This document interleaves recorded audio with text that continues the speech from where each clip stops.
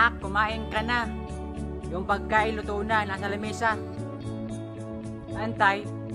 Tay, ano po yung ulam natin, Tay? Bakit parang itong ulam natin wala man lang kasarap-sarap at kalasa-lasa? Anak naman, wag ka na magreklamo. Kung ano yung nasa mesa, kainin mo na lang. Mahirap lang tayo wala tayong pera Yun na nga tayo mahirap tayo. Mahirap tayo, bakit ka pa nag-anak? Bakit ka pa nag-anak ng dalawa? Mahirap na nga tayo. Hoy, ikaw preya, magdaan-dahan ka sa pagkasalita mo. Ako yung mas matanda sa'yo. Ako yung mas nauna sa'yo. Ikaw yung bunso. Ha? Kaya, magdaan-dahan ka sa pagkasalita mo sa ama natin. Oo, anak naman. Huwag na kayong mag-away dahil sa ganyan. Pagpasensyaan mo na yung bunso mong kapatid, anak. Alam mo, anak, kayong dalawa, mahal na mahal ko kayo. Huwag naman kayo mag-away sa harapan ko mismo. Alam mo kasi, Taya, paano kaming di mag-aaway ng kapatid ko katanda? Alam mo kung bakit? Bakit ka iniwan ni nanay? Alam mo kasi yung ugali mo, napakapangit. Hoy, ikaw, wag mong sisihin ang ama natin kung bakit tayo iniwan. Alam mo kung sino yung iwan?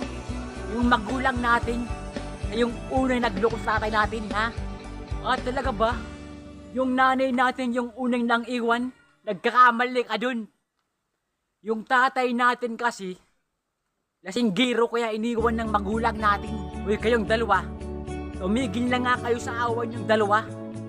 Kung sino man yung sisihin, ako yun. Kung bakit kayo iniwan ng magulang nyo, ako yun. Kasi inaaway ko yung magulang nyo dahil may kabit. Ano, Tay? Totoo ba yan sinasabi mo? Ano, Tay? Tama ba yung narinig namin magkapatid? Oo, mga anak. Tama yung narinig nyo tungkol sa akin. Bata pa lang kasi kayo. Kasinggiro na ako. Di ko na alam kung saan patunguan ko. Kaya yung napagbubuntuhan ko ng galit, yung magulang nyo. Tay, pwede mo namin malaman kung saan si Mama? Oo, Tay. Saan nga pala siya mo tayo nakatira, Tay? Ay, Tay, gusto namin sa'yo makita. At gusto namin sa'yo makilala.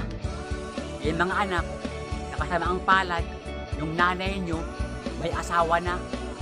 At may iba ng anak. Ano po, Tay?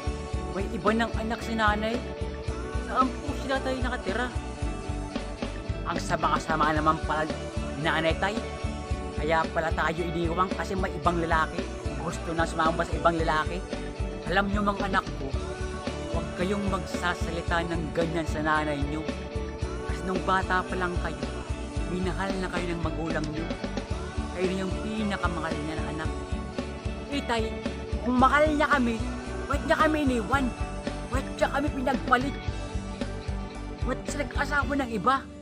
Oo nga, Tay. Tama yung bunso natin na bunso o kapatid. Kung mahal niya kami, ba't niya kami iniwan at ba't nakalap ng ibang lalaki? At ba't kanya iniwan? Porque kasing giro ka, ganun ba? Yung mga anak, yung dahilan ng paghiwalay namin ng magulang nyo, hindi ako tanggap ng magulang nyo kasi mahirap lang tayo. Wala akong kaya at wala akong trabaho. Yung magulang nyo, mayaman. Ganun. Tay, bakit di mo lang tayo pinaglaban ni Mama? Kahit mahirap tayo. Diba mahal mo si Mama? Oo nga, Tay. Kung mahal ka ni Mama, ba't ka iniwan? At bakit tayo pinagpalit dun sa asawa niyang bugok? Yung asawa niyang bugok, Tay. Kung Tay, alam nyo kasi mga anak, wala na akong magagawa. Hindi ko na kayang agawin pa yung magulang nyo. Kasi nga yung magulang nyo may mga anak na. 3 babae yung anak niya. At 2 lalaki naman sa akin. Tay, bakit di mo tayo agawin si nanay? Kung talagang mahal ka ni nanay, sasama yun sa'yo. At tayo na magkasama. Muli. Oo nga, Tay. Tama yung bunso natin tayo na kapatid, Tay. Dapat, Tay, agawin mo sa nanay. At para tayo na magsama. Hindi yung bugok na asawa nung mama natin, Tay. Alam nyo kasi mga anak, kung pwede ko lang agawin yung mama nyo, bakit hindi?